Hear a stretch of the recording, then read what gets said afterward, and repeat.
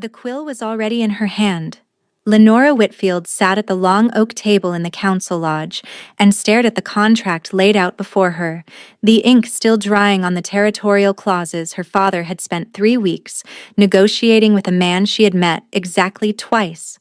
The parchment was thick, expensive, stamped with the seal of the Redmere territory in deep crimson wax. Her name was written on the 4th line in someone else's handwriting. Her future was outlined in 12 numbered paragraphs, none of which she had been invited to draft.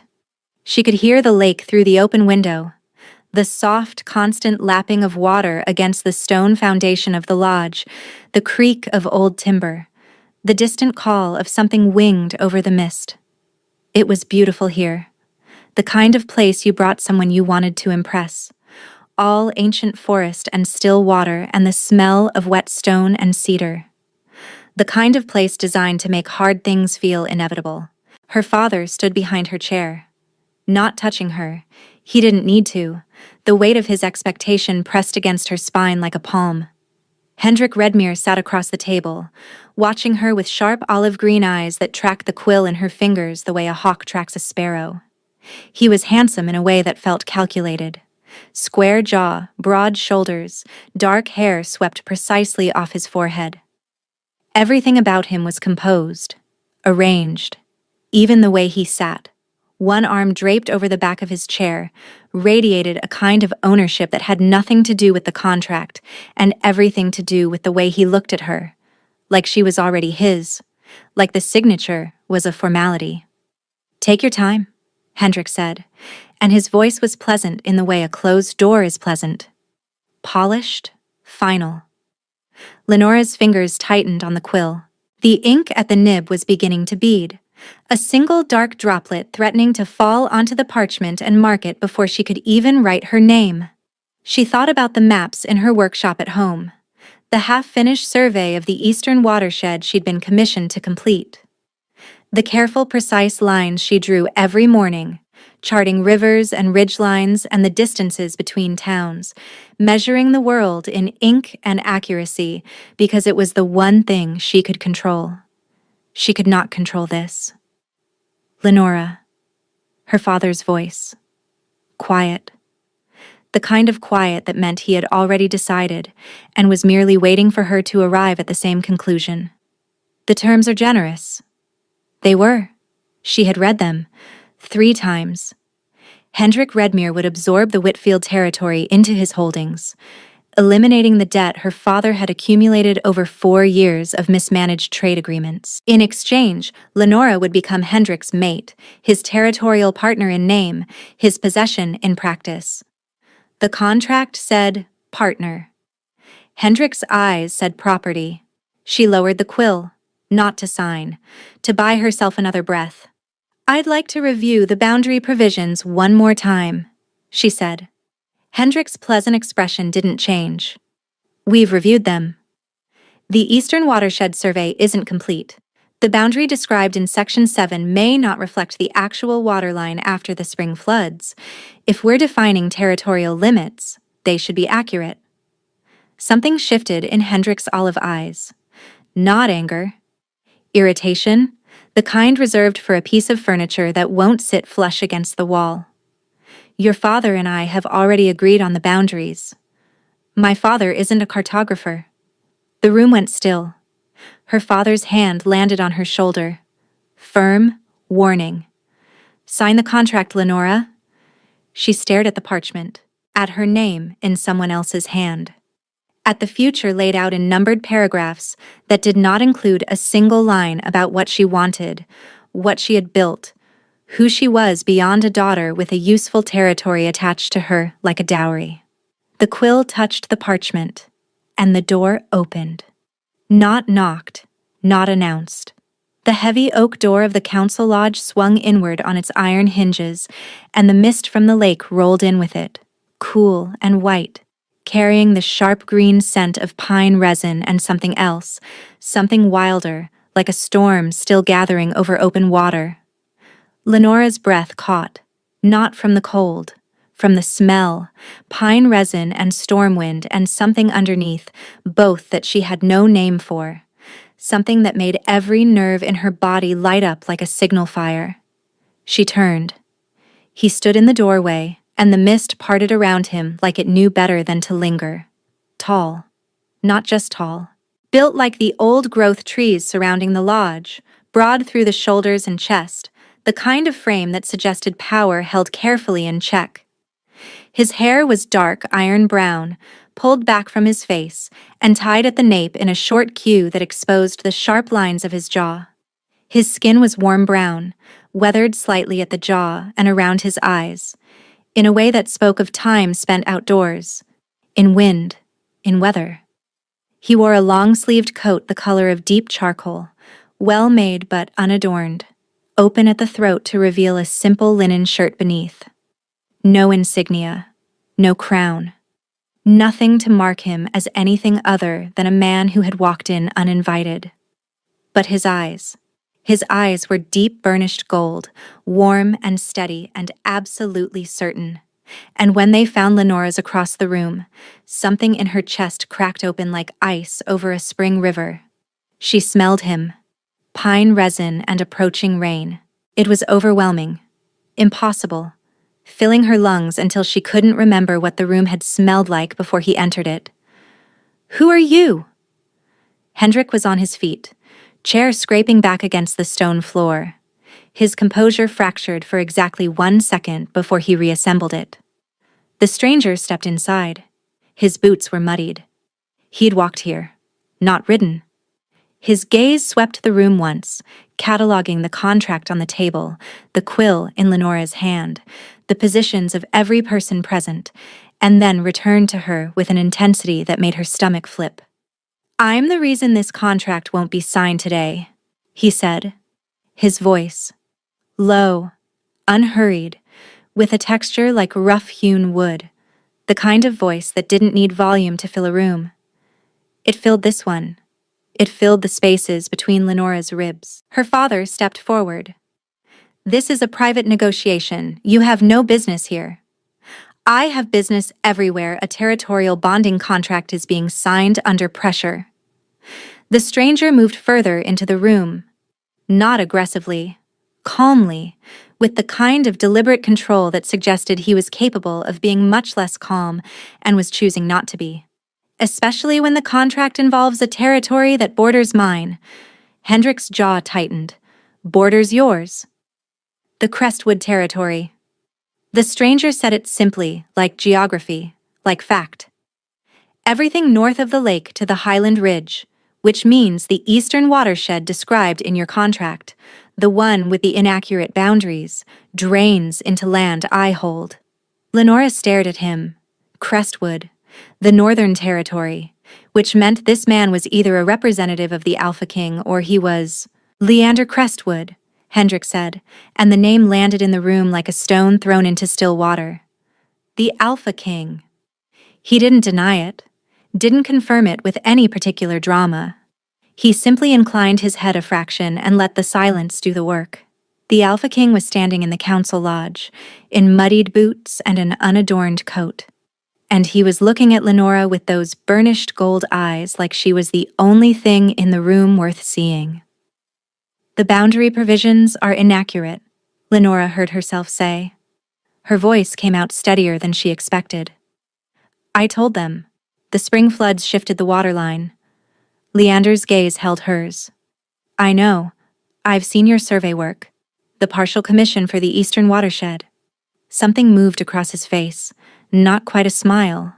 The warmth of one, held behind his expression like light behind a curtain. "It's exceptional." She blinked. He had seen her maps. He knew her work. The Alpha King of the Northern Territory had somehow seen the survey she'd been quietly completing in her workshop, the one her father called a hobby, and Hendrik had dismissed as irrelevant. "This changes nothing about the contract," Hendrik said, his voice regaining its polished edge. "The Whitfield territory is not under Crestwood jurisdiction. The agreement is between Lord Whitfield and myself." "The agreement is between Lord Whitfield and yourself," Leander agreed. He turned those gold eyes on Hendrik, and the warmth drained out of them so completely that Lenora felt the temperature in the room shift. And the woman whose name is written on it in someone else's handwriting. I'd like to hear her speak." Every head in the room turned to Lenora. She sat very still. The quill was still in her hand, the ink long since dried on the nib. The contract lay before her, 12 numbered paragraphs and a signature line. Her father's hand was still on her shoulder. She set the quill down, carefully, precisely, the way she set down her mapping instruments when a survey was finished. "I haven't signed anything," she said. Hendrik's olive-green eyes narrowed. "Yet, I haven't signed anything," Lenora repeated, and this time her voice carried an edge she didn't know she had. "And I won't. Not today." Her father's hand tightened on her shoulder. "Lenora, we discussed this." "You discussed it. With him." She stood. The chair scraped back, and the sound was loud in the stone-walled room, sharp and final. "Nobody discussed it with me. Not the terms, not the boundaries, not whether I wanted to be written into a contract like a line item." She looked at her father, really looked at him. "You used my name, father. You wrote my name on a document I never saw until this morning. You brought me here to sign, not to negotiate." Silence. Her father's face went rigid. Hendrik leaned forward. "Lenora, you're emotional. That's understandable. But the reality of your family's debt remains, and I am offering the most favorable resolution available. You're offering to absorb my father's territory in exchange for me." She heard her own voice as if from a distance, clear and sharp, and nothing like the quiet cartographer who spent her mornings drawing rivers. "That's not a resolution. That's a purchase." Hendrik's composure cracked. Just a fracture, a thinning of the pleasant mask, and underneath it was something cold and hard and unsurprised, as if he had always known this was what she was, a problem to be managed, and he had simply been waiting for her to prove it. "Your father gave his word." "My father gave his word about his territory. He does not have the authority to give his word about me." The words hung in the air. Hendrik's face went flat. Her father made a sound that was not quite a word. And Leander Crestwood, the Alpha King, stood near the door with his muddied boots and his unadorned coat, and watched Lenora Whitfield refuse to be sold, and the expression on his face was something she would not understand until much later. It was recognition. It was reverence. It was the look of a man watching someone become exactly who they were always meant to be. Hendrik turned to Leander. His voice dropped, controlled and sharp. "You have no claim here. No legal standing to interfere with a voluntary agreement between two consenting territories." "Voluntary?" Leander tasted the word like it was spoiled. "The woman hasn't consented. The contract bears her name in handwriting that isn't hers.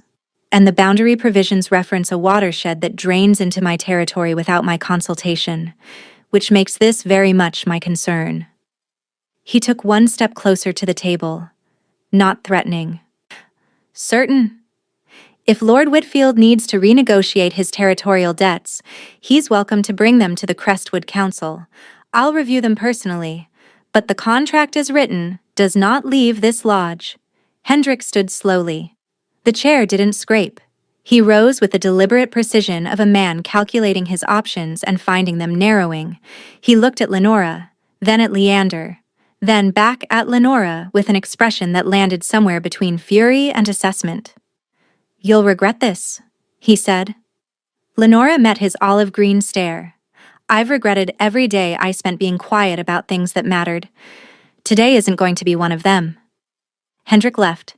He crossed the room and walked through the door without looking back, and the mist swallowed him, and the silence he left behind was vast and complicated and trembling with the aftermath of what had just happened. Her father sank into a chair. He put his face in his hands.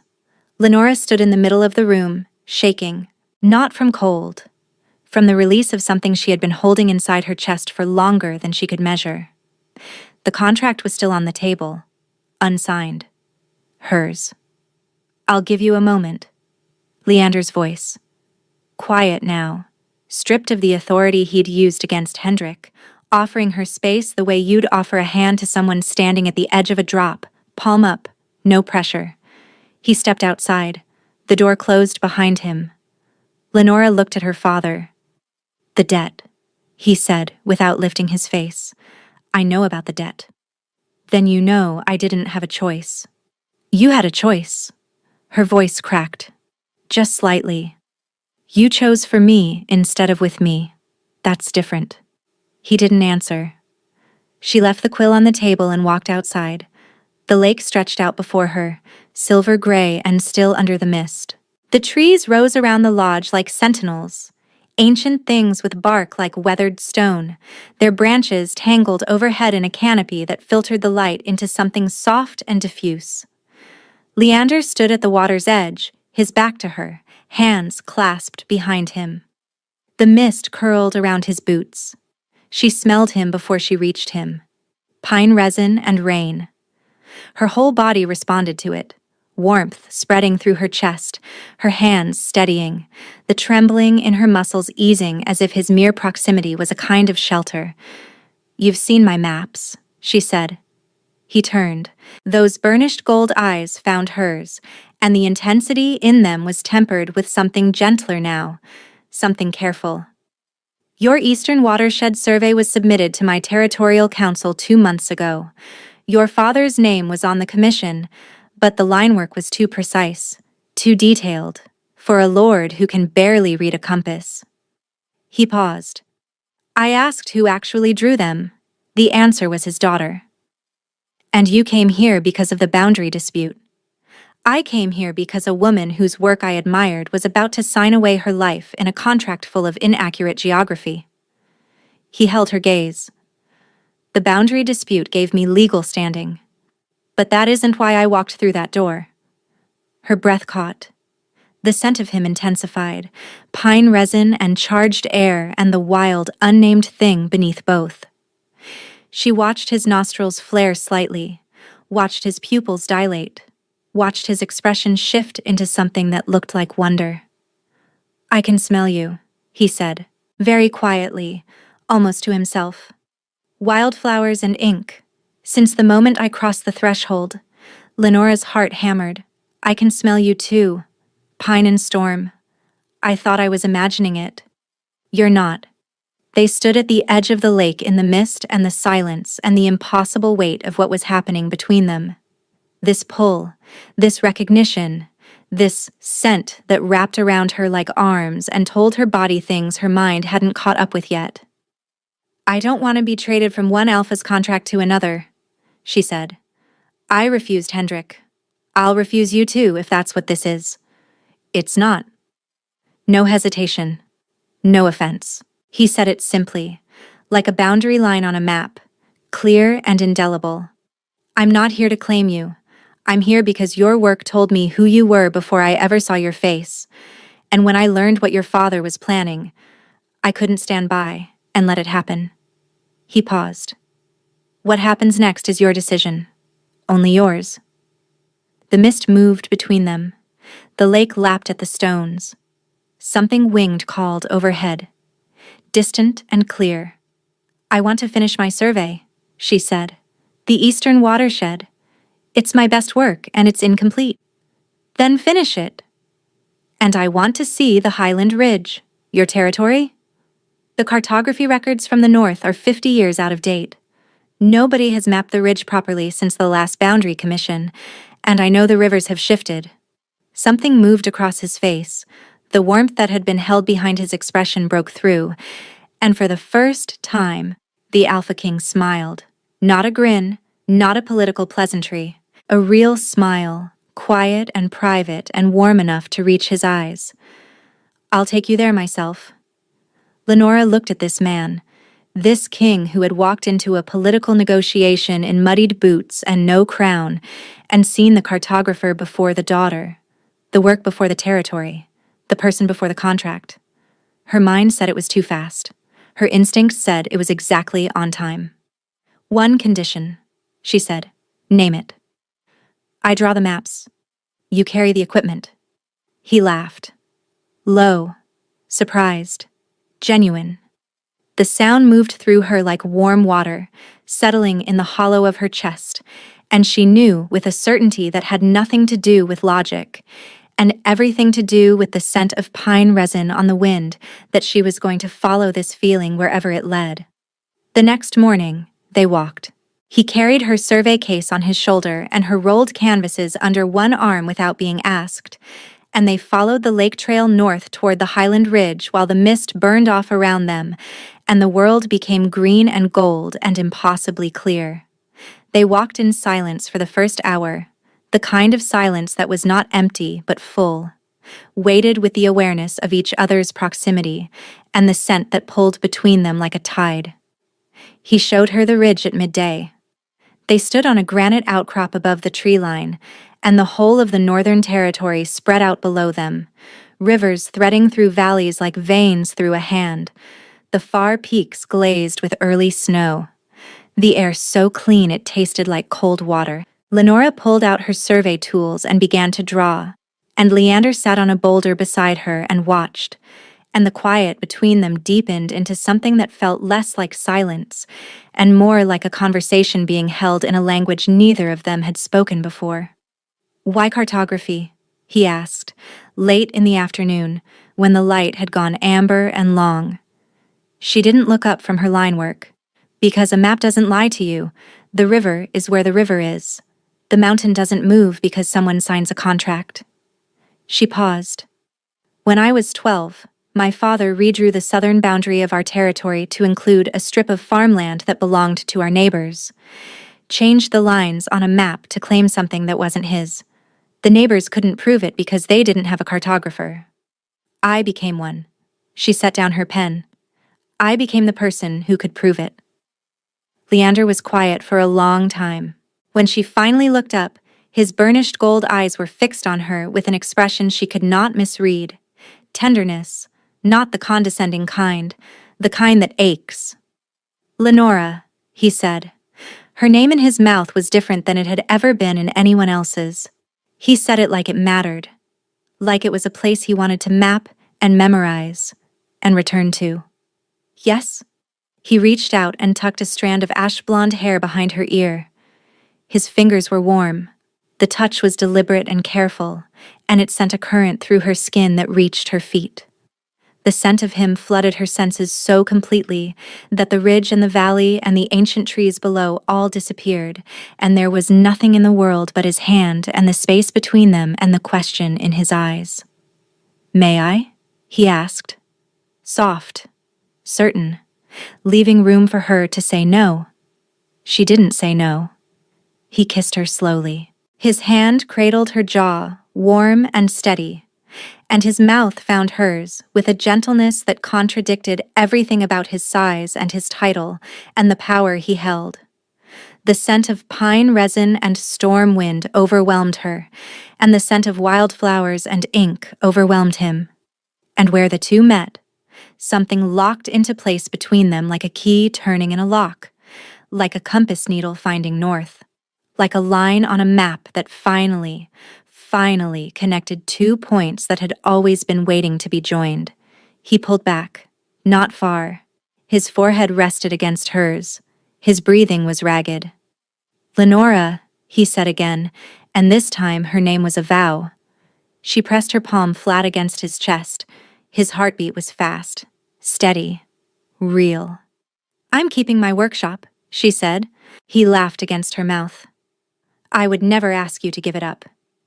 And I'm finishing every survey I've started, including the ones in your territory that your council has been neglecting for half a century. I'll commission them personally. And if you ever put my name on a document without asking me first, I will redraw your territorial boundaries to include the most inconvenient swampland I can find." His arms tightened around her. His chest shook with laughter, and she felt it vibrate through her ribs, and his mouth found the curve of her neck, and his breath was warm, and the pine scent of him wrapped around her like coming home. "Deal," he murmured against her skin. 2 months later, the Eastern Watershed Survey hung in the Great Hall of the Crestwood Keep. Not as decoration, as reference. It was the most accurate map of the Northern Territory's water systems that had been produced in 60 years, and the council used it weekly, and every time someone referenced it in session, Leander caught Lenora's eye across the room with a quiet, private warmth that made her chest ache in the best possible way. She had a workshop in the East Wing. Tall windows, a drafting table that he'd had built to her exact specifications, and a collection of survey tools that had somehow doubled since she'd arrived. New instruments appearing on her shelves without explanation, and with suspiciously precise attention to exactly which ones she needed. "You're buying me cartography equipment again," she said one morning, standing in the doorway of their bedroom, holding a brand new set of calibrated compasses that had appeared on her desk overnight. Leander looked up from the letter he was reading. He sat in the wide chair by the window, morning light catching the iron brown of his hair where it fell loose around his face, unbound and softer than she'd ever imagined a king's hair could be. He was wearing a linen shirt with the sleeves rolled to his elbows, and trousers that had ink stains on them from where she'd used his thigh as a makeshift desk last week. "I have no idea what you're talking about," he said, and the burnished gold of his eyes was entirely, beautifully guilty. She crossed the room and set the compasses on the table beside his letter and climbed into the chair with him, and his arms came around her immediately, his nose pressing into her hair where the scent of wildflowers and ink lived, and he inhaled deeply, and his whole body relaxed, and she felt his heartbeat slow against her back. "Hendrik filed another territorial appeal," he said. "Let him. He's claiming the boundary survey was biased because my mate drew it. Then he can hire his own cartographer and prove it." She tipped her head back against his shoulder. "He won't, because the survey is accurate and he knows it." Leander pressed his mouth to her temple. Warm, lingering. "You know what I love most about you? My superior understanding of topographical variance? Your complete inability to let anyone, including me, get away with inaccurate geography." He turned her face toward his and kissed her, soft and certain and tasting of the tea he'd been drinking, and the scent of pine resin and wildflowers mingled between them until the room itself seemed to sharpen and brighten, the morning light turning golden, the world outside the window vivid and precise and exactly, perfectly mapped.